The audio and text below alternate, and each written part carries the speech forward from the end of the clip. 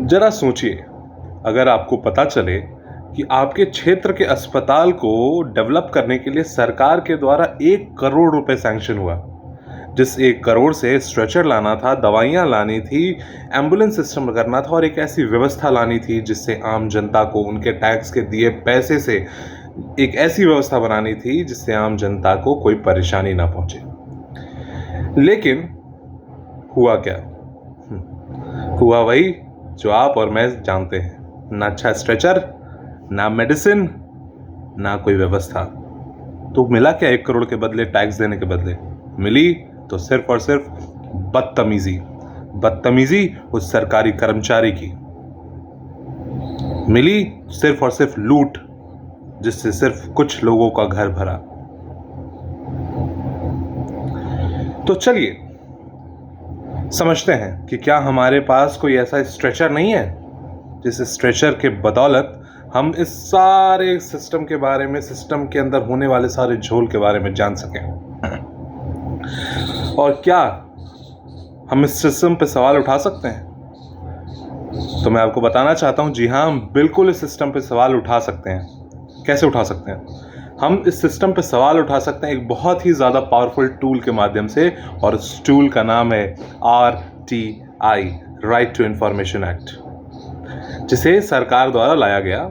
और उसका उद्देश्य सिर्फ एक था कि किसी भी सरकारी क्षेत्र में जनता के द्वारा दिए गए टैक्स के पैसों का इस्तेमाल कैसे और कहाँ किया जा रहा है, उसके बारे में आम जनता को पता चले। इसका ऑब्जेक्टिव सिर्फ एक था कि लोगों को सिस्टम के अंदर ट्रांसपेरेंसी आए और लोगों को सारी जानकारी घर बैठे प्राप्त हो। ये सिस्टम जो लाया गया, सरकार का ये कहना था कि ये आम नागरिक का अधिकार है, ताकि हर डिपार्टमेंट में, हर स्कीम में और उससे रिलेटेड जितनी भी जानकारियां हैं वो आम जनता को मिले। और वो भी जानते हैं कितने रुपए में? मात्र 10 रुपए में।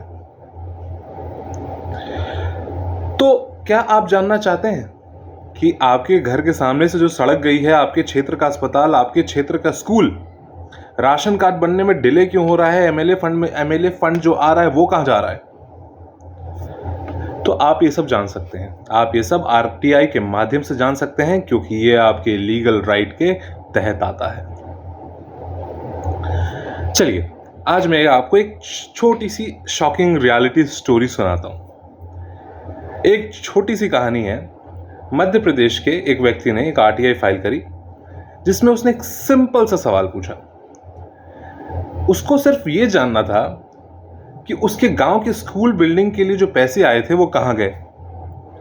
तो उसने 10 रुपए खर्च किए, एक चिट्ठी भेज दी और उसके घर पे एक जानकारी आई। और वो जानकारी क्या थी, आपको जान के काफ़ी ताज्जुब होगा। वो जानकारी ये थी, RTI के माध्यम से ये पता चला कि फलाने ज़मीन पे बिल्डिंग खड़ी है 3 तल्ले की, उसमें सरकारी स्कूल के लिए जितनी भी सुविधाएं दी जा सकती हैं वो दी गई हैं, और उसके अंदर एक इतना पैसा खर्च हुआ है। तो वो व्यक्ति वहाँ उस ज़मीन पर पहुँच गया ये देखने के लिए कि वो बिल्डिंग कहाँ है। तब जाकर ये पता चला कि बिल्डिंग तो सिर्फ कागजों पर है, ज़मीन पर तो कभी आई ही नहीं, और वो सारा का सारा पैसा करप्शन हो गया। उसके बाद उस व्यक्ति ने कोर्ट में गुहार लगाई और कोर्ट को इसकी जानकारी दी, और कोर्ट ने इसका संज्ञान लिया। तो इससे आप और मैं क्या समझते हैं? एक आम व्यक्ति, एक आम नागरिक ने एक RTI की मदद से पूरे सिस्टम को हिला दिया। अब एक छोटी सी जानकारी हम समझने की कोशिश करते हैं कि क्या RTI हर जगह चलती है।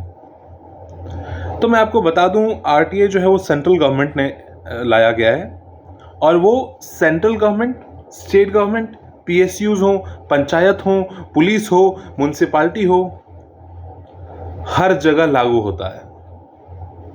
कहाँ लागू नहीं होता है, ये बात ध्यान से सुनिए।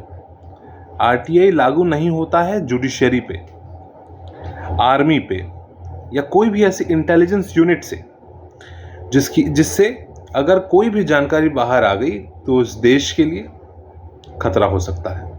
वहाँ पर आप RTI नहीं लगा सकते हैं। अभी मैं एक कोर्ट में मैंने एक व्यक्ति को देखा कि उन्होंने, हमारे अपोनेंट थे वो, उन्होंने जज साहब से कहा कि मैंने आरटीआई लगाया था और मुझे उसकी जानकारी नहीं दी गई। तो जज साहब ने पूछा कि आरटीआई में पूछा क्या था? तो उस व्यक्ति ने बताया कि मैंने पूछा था कि एसपी साहब सो एंड सो डेट पे छुट्टी पे थे, मुझे इसकी जानकारी दी जाए कि एसपी साहब उस छुट्टी के दिन कहाँ थे। आप ऐसा नहीं कर सकते हैं।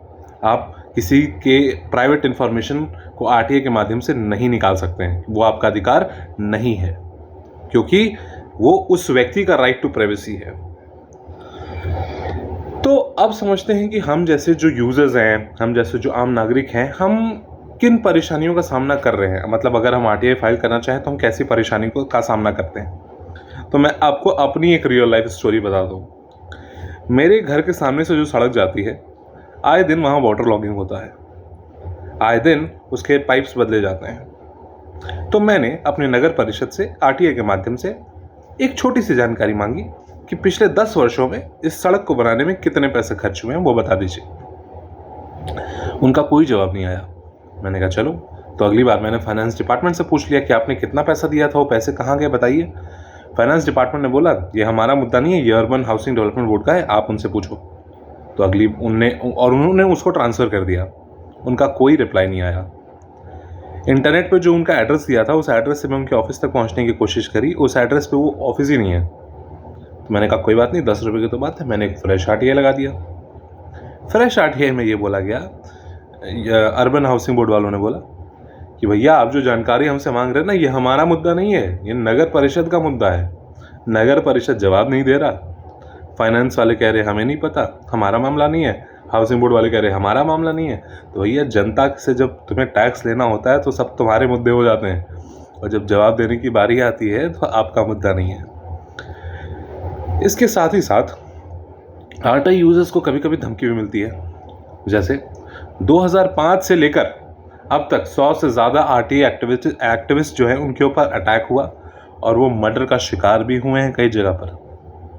अगर आप गूगल करेंगे तो उनका नाम भी आपको मिलेगा, क्योंकि सिस्टम नहीं चाहता कि बाहर के कुछ लोग आए और उनके बारे में आम जनता या मीडिया में बात चली जाए।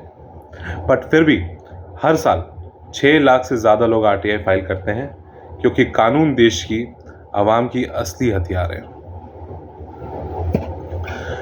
तो साथियों, आपको जॉब नहीं मिल रहा, ट्रांसफर डिले हो रहा है, गांव में बिजली नहीं आ रही, आरटीआई फाइल कीजिए। गवर्नमेंट को लिख के जवाब देना होता है। आप जब आरटीआई फाइल करेंगे, बहुत सिंपल सा प्रोसेस है, आपको मात्र 10 रुपये देने हैं। आप जब आरटीआई फाइल करेंगे तो सरकार को या वो डिपार्टमेंट बाध्य है कि वो आपको 30 दिन के अंदर उससे रिलेवेंट जानकारी आपको प्रदान करे। अगर वो आपको 30 दिन में जानकारी प्रदान नहीं करती हैं तो आप एक फर्स्ट अपील लगा सकते हैं, जिसके लिए आपको कोई पैसा नहीं देना है। फर्स्ट अपील में 45 दिन के अंदर उनको फिर जवाब देना हो के लिए वो बाध्य होते हैं। अगर उसके बाद भी वो आपको जानकारी नहीं देते हैं तो आप सेकंड अपील लगा सकते हैं। और मैं आपको बता दूं कि जिन कर्मचारियों ने, जिन लोगों ने सरकारी सिस्टम के अंदर बैठकर, जो सिस्टम में PIOs होते हैं, पब्लिक इंफॉर्मेशन ऑफिसर, जिन्होंने आपको जवाब नहीं दिया, वो उनके ऊपर जैसे ही आप सेकंड अपील लगाएंगे तो जो इंफॉर्मेशन कमिश्नर वहां बैठे हैं वो उनके ऊपर फाइन या पेनल्टी लगा सकते हैं, जिससे वो दंडनीय हो जाएंगे और अगली बार से अपना काम सुचारू रूप से करेंगे। तो साथियों, ये हमें समझने की ज़रूरत है कि ये जो पूरा एक्ट है ये सिर्फ कागज़ों पर नहीं है, ये हकीकत में है।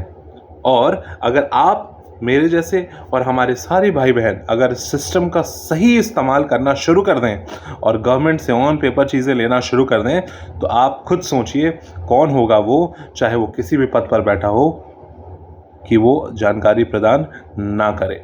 जब उन्हें पता चल जाएगा कि इस देश की जनता जागरूक हो चुकी है और उन्हें अब किसी भी तरीके से बेवकूफ़ नहीं बनाया जा सकता है, तो इस देश का रफ्तार, इस देश का डेवलपमेंट काफ़ी तेज़ी से आगे बढ़ेगा।